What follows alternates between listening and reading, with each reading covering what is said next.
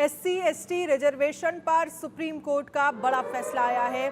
Supreme court ने अपना 19 साल पुराना फैसला पलटा है। संविधान पीठ ने 2004 के फैसले को पलटा है। आरक्षण में सब कैटेगरी बना सकते हैं राज्य, ये सुप्रीम कोर्ट ने कहा। 7 जजों की पीठ ने बहुमत से ये फैसला सुनाया है। तो एससी एसटी रिजर्वेशन पर 19 साल पुराना फैसला सुप्रीम कोर्ट ने पलटा है और ये कहा गया है कि आरक्षण में सब कैटेगरी बना सकते हैं राज्य। अब इस फैसले को कैसे देखा जा रहा है, ये बड़ा सवाल है। संविधान पीठ ने 2004 के फैसले को पलटा। आरक्षण में सब कैटेगरी बना सकते हैं राज्य, ये सुप्रीम कोर्ट ने कहा है। तो एससी एसटी मामले में यह फैसला सुनाया है। आरक्षण में सब कैटेगरी बना सकते हैं राज्य।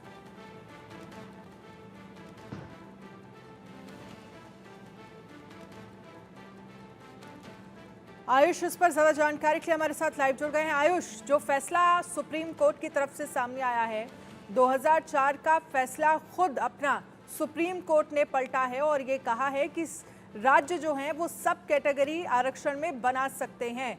ये सुप्रीम कोर्ट की तरफ से कहा गया। इस फैसले को कैसे देखा जा रहा है?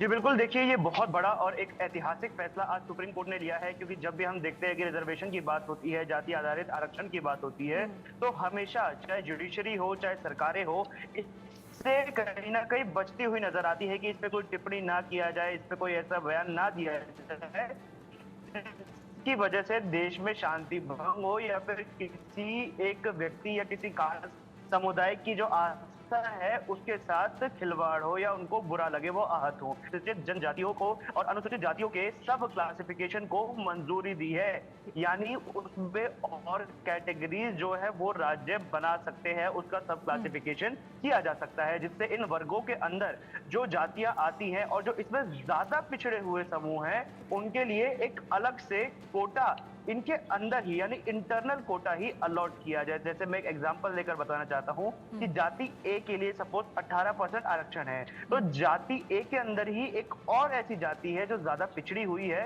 तो उसी 18% में 5% या 6% उस अति पिछड़ी जाति के लिए आरक्षण कर दिया जाए। ये बात सुप्रीम कोर्ट ने आज कही है। चीफ जस्टिस डीवाई चंद्रचूड़ की अध्यक्षता में 7 जजेस की बेंच ने 6-1 की मेजोरिटी से ये फैसला सुनाया है, यानी 6 जजेस ऐसे थे जिन्होंने मंजूरी जताई और 1 जज ऐसे थे जिन्होंने इस फैसले से असहमति जताई है। चीफ जस्टिस डीवाई चंद्रचूड़ ने बताया कि 6 जजेस ने इस फैसले में सहमति व्यक्त की, जिससे ईवी चिनैया का जो फैसला था वो पलट दिया गया, यानी 14 साल पुराना फैसला सुप्रीम कोर्ट ने अपना ही पलटा है, जो पहले सब क्लासिफिकेशन को अस्वीकार करता था, जिन्होंने इस बात को मानने से मना कर दिया था कि ऐसे में जाति आधारित आरक्षण में सब क्लासिफिकेशन भी हो सकता है। हालांकि जस्टिस बेला त्रिवेदी ने बहुमत के फैसले से असहमति व्यक्त की, उसके अपने उनके कुछ कारण थे, लेकिन कोर्ट ने जो ये माना है, ये 6-1 की मेजोरिटी से मानना है, कोर्ट का ये मानना है कि इस फैसले से सुनिश्चित किया जा सकता है कि जो आरक्षण का लाभ है वो अनुसूचित जातियों के साथ जो उनके सबसे जो वंचित समुदाय है उसको भी मिल सकेगा। जी देखिए, अब मैं इसमें 2 चीजें आपसे समझना चाहूंगी। देखो, एक तो कोटे के भीतर कोटा जो है वो मंजूर किया गया इस फैसले के जरिए, और हाशिए पर पड़ी एससी एसटी जातियों को इससे कैसे फायदा होगा और राज्य सरकारें इसमें क्या कर सकती हैं, और आरक्षण में भी क्या किसी तरह का कोई बदलाव होगा? जी नहीं, देखिए, जहां तक आरक्षण में बदलाव की बात है तो जो अपर लेयर है उस पर कोई बदलाव नहीं होगा। यानी देखिए, जो मेन रिजर्वेशन है, जैसे जाति ए के लिए सपोज इतने प्रतिशत आरक्षण दिया हुआ है, उसमें बदलाव नहीं होगा, लेकिन उसी जाति के अंदर जो सब क्लासिफिकेशन है, जैसे मैंने बताया कि जाति ए है उसको 18% रिजर्वेशन मिला हुआ है, लेकिन ए के अंदर सपोज 2 कैटेगरी है, A1 और A2, तो A2 जो है वो अति पिछड़ी है, तो उसके लिए उस 18 में से 8% रिजर्व कर दिया गया और जो 10% है वो A1 के लिए छोड़ दिया गया।